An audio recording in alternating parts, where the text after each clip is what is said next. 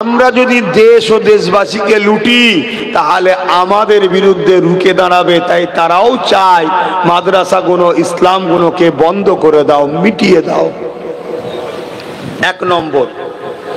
দ্বিতীয় নম্বর হলো আমার অসুবিধা, আমার কি পেটে খুব জ্বালা নাকি জলসা করতে এসেছি খাবার জন্যে? তা আমি এসেছি তো ইসলামের কথা শোনাতে। আজকে ইসলাম যে একটা ভুল মেসেজ সমাজে ছড়ানো হচ্ছে না, হয়নি?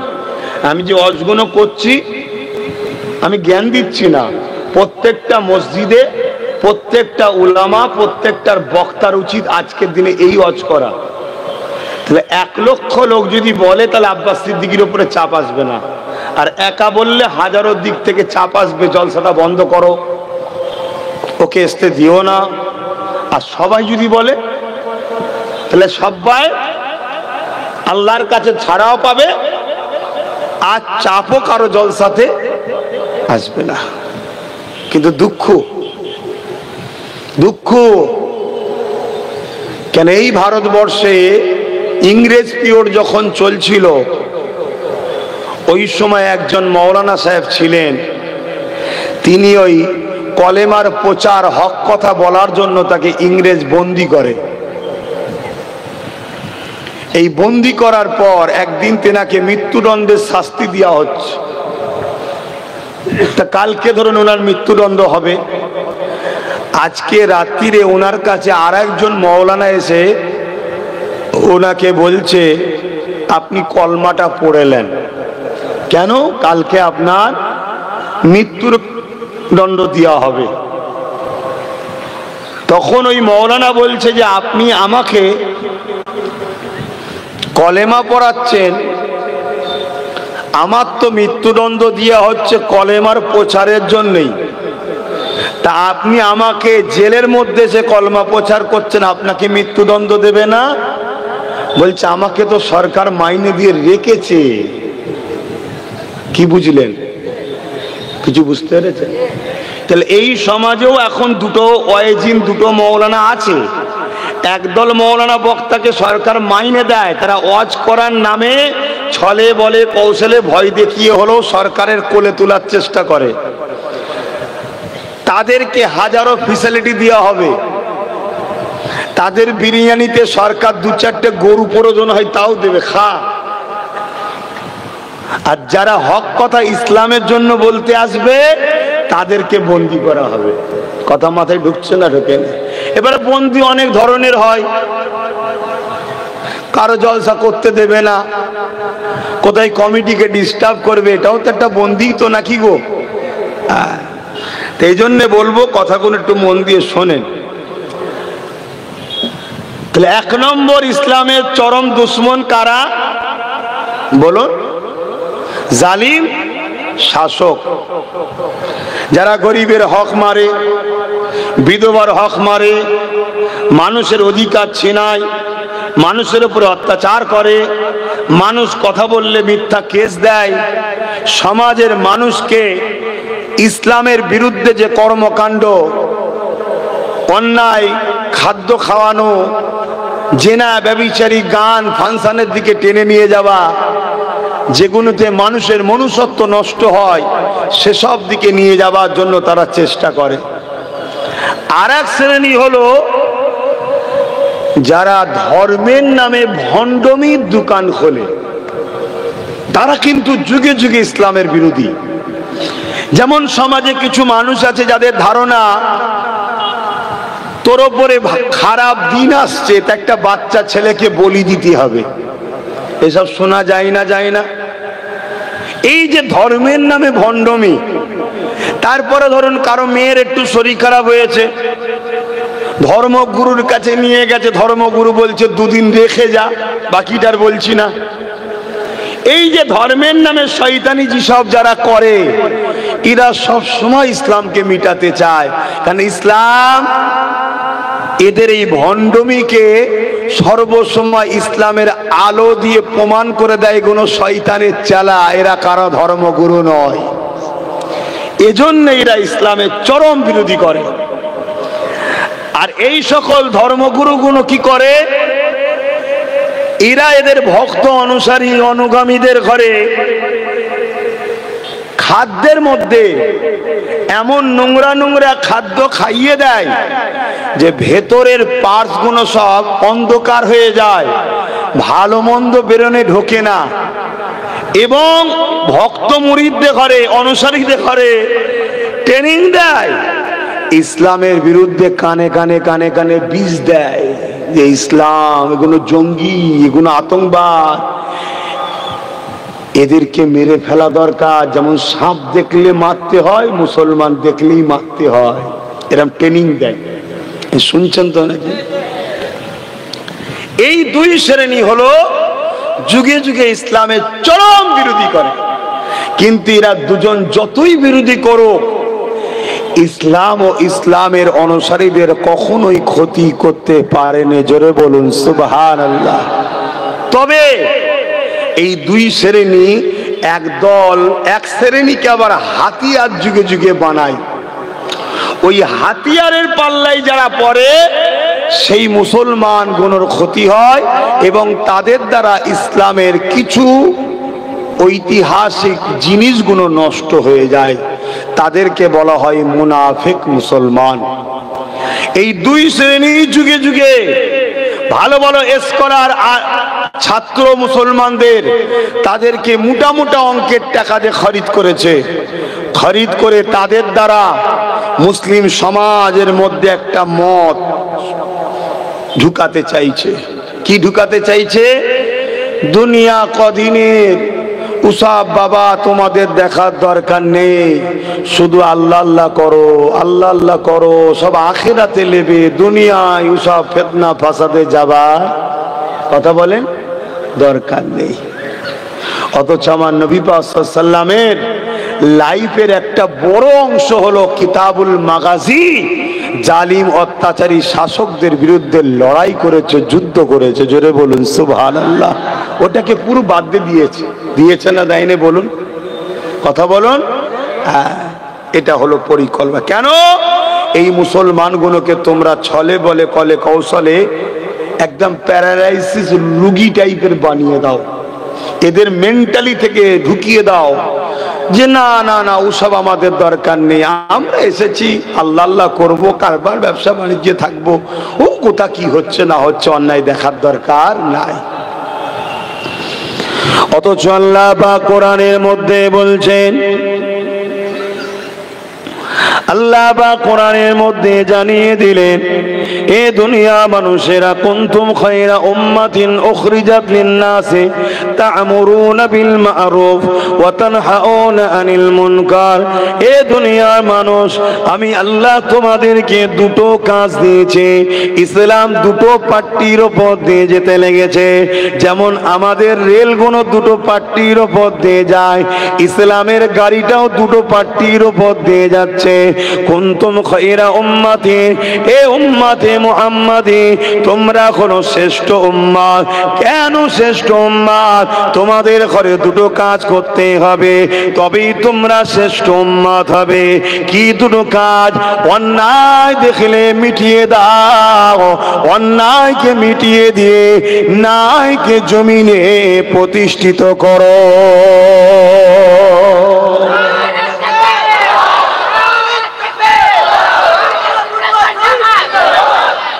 এই দুটো কাজ আল্লাহ দিয়েছে না দেয়নি?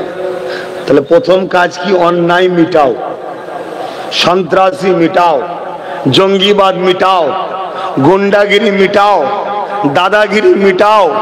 আল্লাহ ছাড়া অন্য কারো দাসত্ব চলবে না। দাসত্ব একমাত্র সৃষ্টিকর্তার। গরিবের উপরে জুলুম বন্ধ করো, এতিমের মাল ঝাড়া বন্ধ করো, বিধবার উপরে অত্যাচার বন্ধ করো, নারীদের উপরে অত্যাচার বন্ধ করো, মানুষের উপরে জুলুম বন্ধ করো, সকল হারাম দ্রব্য বন্ধ করো। এগুলো ইসলামের কাজ প্রথম, এগুলো বন্ধ করা। আজ আমাদেরকে কোথায় নিয়ে গেছে বুঝতে পারছেন? কি গো আমার অসুবিধা হচ্ছে? এই আজ প্রতিটা মসজিদে ট্রেনিং এর দরকার আছে না? না দিয়েছে কেউ? ওই জন্য আল্লাহ বলছে মসজিদের নামে তোরা যা ভণ্ডামি করছো, মসজিদ আমি রাখবো না। শুনছেন না শোনেন? এই জন্য আল্লাহ জালিমকে বসিয়েছে, জালিম আইন পাস করেছে, দুমদাম ভাঙবে। এবারে যাও না, এবার যে বলো আমার ঘর আমার ঘর, অমনি বলবে কিসের তোর, অকাপ তো আমাদের, যা। কথা মাথায় ঢুকছে? কিন্তু ভণ্ডমি হচ্ছে, দেখাচ্ছে আল্লাহর ঘর, আর কাজ হচ্ছে ওর ভেতরে কি, আমি নামাজ পড়ি তো, এতিমের মাল ঝেড়ে নামাজ হবে, বিধবাকে কাঁদিয়ে নামাজ হবে, পাড়ার গরিবকে জুলুম করে নামাজ হবে। আমার অসুবিধা হচ্ছে, আব্বারা অসুবিধা হচ্ছে, তাহলে দুটো প্লেন কথা বলে যায় না, দরকার নেই, দরকার নেই বাপ। চলে আসো মহব্বতের কথা বলি। বাবারা, আমার নবী পাক কে সাহাবা হুজুররা কত মহব্বত করেছে, আল্লাহ নবী আমাদেরকে কত মহব্বত করেছে। ওই মহব্বতের প্রতিদান কি দিতে পেরেছি সেটা তুমি জানো, আমি জানি। তবে নবী আমার সারা জীবন তোমার আমার জন্য কেঁদেছে। আজও রওজা মুবারকে তোমার আমার জন্য কাঁদতেছে। সেই নবী পাকে কষ্টের ইসলাম আজ তুমি আমি নিজে হাতে তো কতল করে দিচ্ছি, করছি না করছি? এ নওজোয়ান তরুণেরা, ইসলামের দুশমন যারা, তারা তো মসজিদ ভাঙবে, মাদ্রাসা ভাঙবে, কোরআনের বিরুদ্ধে, নবীর বিরুদ্ধে মিথ্যা মিথ্যা তো বলবে। কিন্তু আমরা যারা মুসলমান দাবি করি, আমরা কি করে চাঁদ রাত উপলক্ষ করে ফাংশন দিই? আমরা যারা মুসলমান দাবি করি, চাঁদ রাত উপলক্ষ করে কি করে ডিজে বক্স বাজিয়ে গান চালিয়ে নাচতে পারি? আমরা যারা মুসলমান দাবি করি, ঈদ প্রীতি শুভেচ্ছা মিলন উৎসবের নামে মেলা করে ছেলে মেয়ে একসাথে অবৈধ মিলামিশা, জেনা, চোখের নেজা, জানের নেজা, অন্তরের জেনা, হাতের নেজা, বিভিন্ন রকম জেনার কাজ কি করে করাতে পারে? কি করে আমরা মুসলমান হয়ে করতে পারলাম? মনে রাখবেন, এখানেই তো ডাউট হয় কে ইমানদার আর কে মুসলমান সেজে মুনাফিক। বুঝতে পারছি? আবার সেই ঘুরে চলে এসেছি, দেখছি মানে রক্তটা তো জুলফিকার সিদ্দিকী, দাদা হুজুর জুলফিকার, জুলফিকার সিদ্দিক থেকে আলী আকবর সিদ্দিকী থেকে এসছে। হক কথা না বলে থাকতে পারছি না, কিন্তু হক কথা বলার তো সময় নেই। আর কথা বুঝে আসছে না? না কেন হক কথা বলার সময় নেই? আমার কম হক কথা শুনবে না। আমি ওসবের কথা বলছি না, ওসবের ধার ধরি না, কিন্তু কি দাম আছে? রাত্রিরে শোবে, সকালে সূর্য উঠবে, সে জালিম না উঠতে পারে, তো কি দাম আছে বাবা?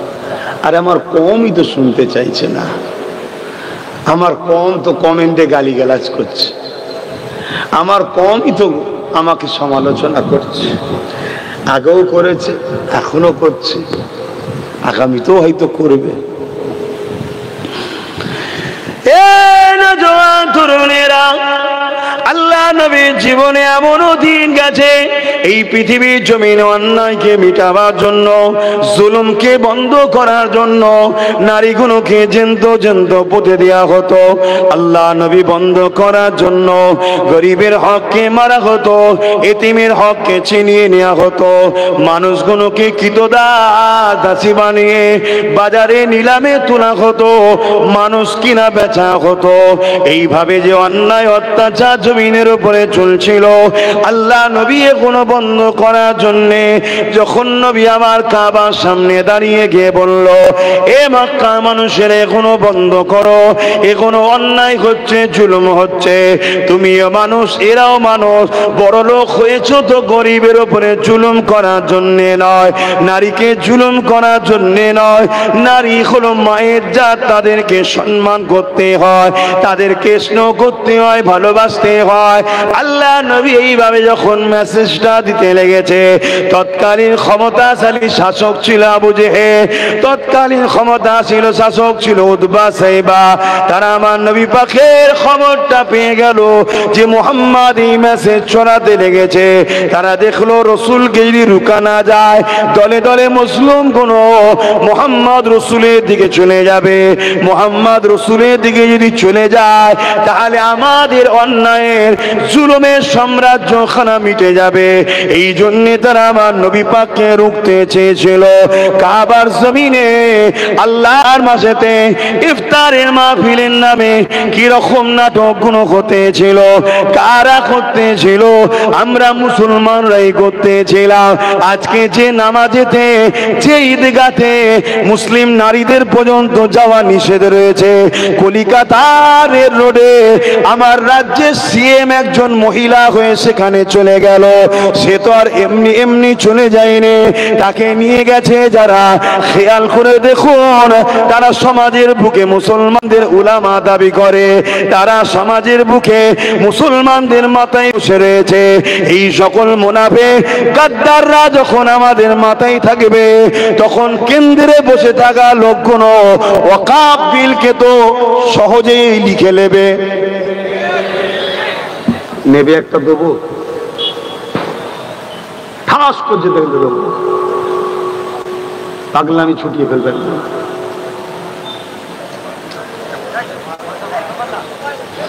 আল্লাহকে সাক্ষী রেখে বলছি, জলসা করার ইচ্ছা ছেড়ে দিয়েছি। এজন্য সব অত ধার ধার ধরছি নি যে এত মিজাইল নিলে দাওয়াত হবে না, আর হবে না। দাওয়াত করারই ইচ্ছা নেই। লোক তো যেচে যেচে দাওয়াত করছে, নিতে হবে নিতে হবে নিতে হবে।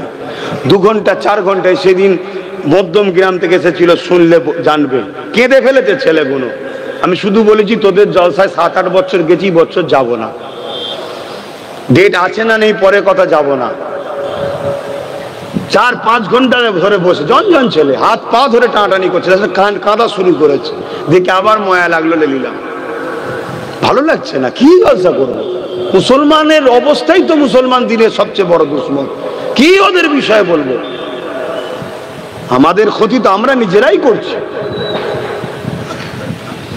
তাহলে আজকে বলুন, নামাজে, ঈদের নামাজে নারীদের যাওয়া ইসলামে জায়েজ আছে? তাহলে আজকে রাজ্যের প্রধান চলে গেল, কই কোনো আলেম, কোনো পীর, পীরজাদা বক্তার মুখে কথা আছে যেটা অন্যায় করছে উনি? এই কথা আছে? না বললে যদি বিজেপি চলে আসে, তা আল্লাহ এর হাতেই তোদেরকে মিটাবে। আমার কথা মিলিয়ে দেখে নেবেন, এমন গর্ত ইলি যে তোদের ঘরে ফেলবে, তোরা উঠতে পারবি না। তবুও তো প্রকাশ্য দুশ্মন চিনা যায় যে বিজেপি আমাদের দুশ্মন। বিজেপি দুশ্মন না? দুশ্মন না। আমি চ্যালেঞ্জের সাথে বলছি, বিজেপি মুসলমান ও ইসলামের চরম দুশ্মন, কোনো সন্দেহ নেই। আমাদের লড়াই হিন্দুদের সাথে নয়, হিন্দুরা আমাদের দুশ্মন নয়, হিন্দুরা আমাদের ভাই। হিন্দুরা কে? ধরে বলো ভাই, কেন বাপ আদম মা হারি ছেলে মেয়ে তো। কিন্তু বিজেপি আমাদের দুশ্মন, এটা কোনো সন্দেহ আছে কারো? এই বলুন, কারো সন্দেহ আছে? আর এটা জানতে কেউ বাকি আছে? কিন্তু ওর দুশ্মনির ভয়ে যার কোলে উঠছো, সে তোমাকে নিয়ে যে একটা দিন ওর কোলে তুলে দেবে না তো? সে ছোটবেলায় একটা গল্প শুনেছিলাম না, যে কি বলে, সিংহ বুড়ো হয়ে গেছে। আর বুড়োই তো হয়েছে, রিটায়ার হওয়ার কথা, রিটায়ারও হচ্ছে না।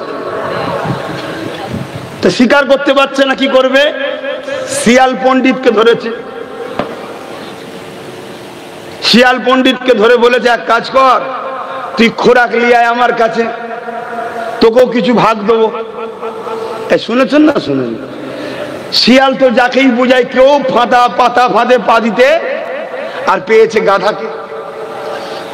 বলেছে, রাজা মশাইয়ের তো বয়স হয়েছে, তোমাকে এই রাজা করা হবে, তা চলো।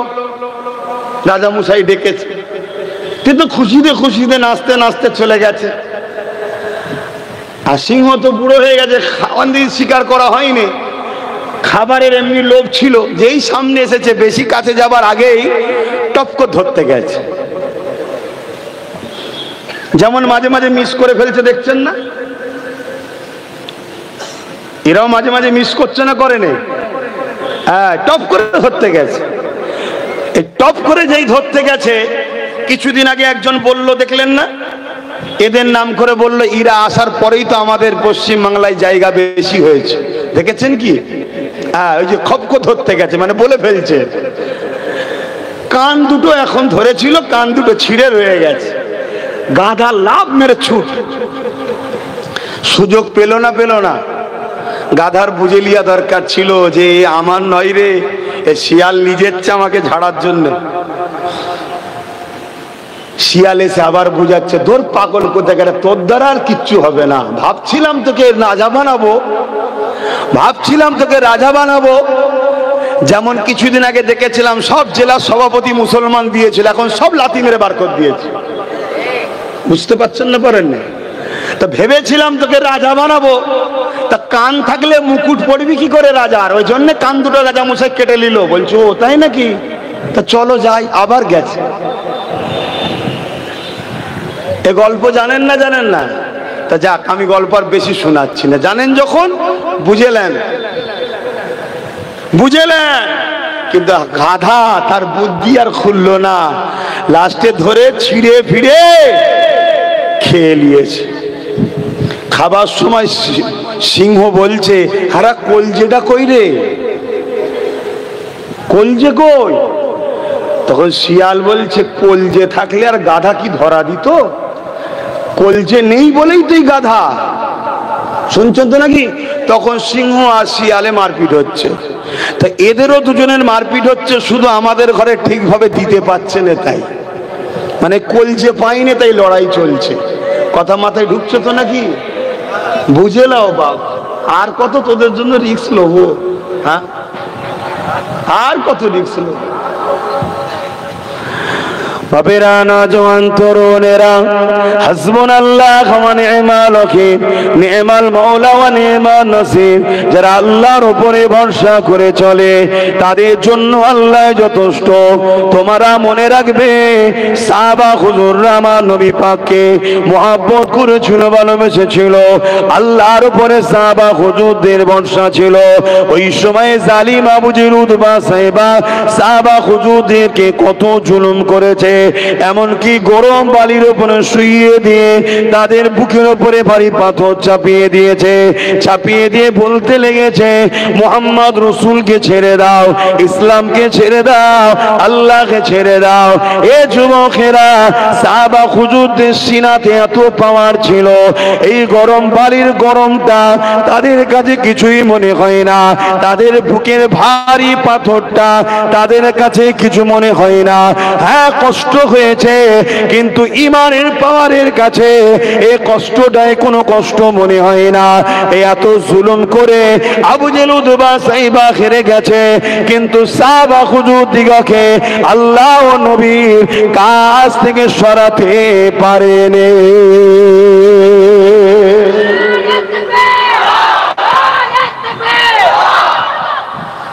আমাদের ঈমান কোথায়? হ্যাঁ,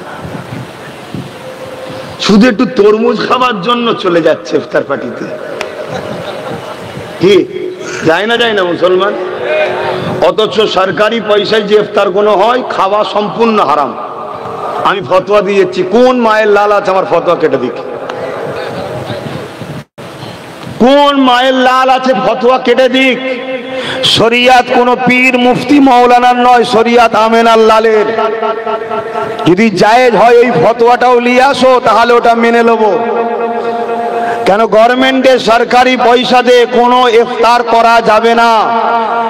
ওই পয়সায় হাজার ধরনের পয়সা থাকে, যেখানে মদেরও থাকে, সুদেরও থাকে, দেহ ব্যবসা করার পর্যন্ত থাকে। ওই পয়সায় কখনো ইফতার হালাল হতে পারে না যদি কেউ খায় হারাম হারাম হারাম।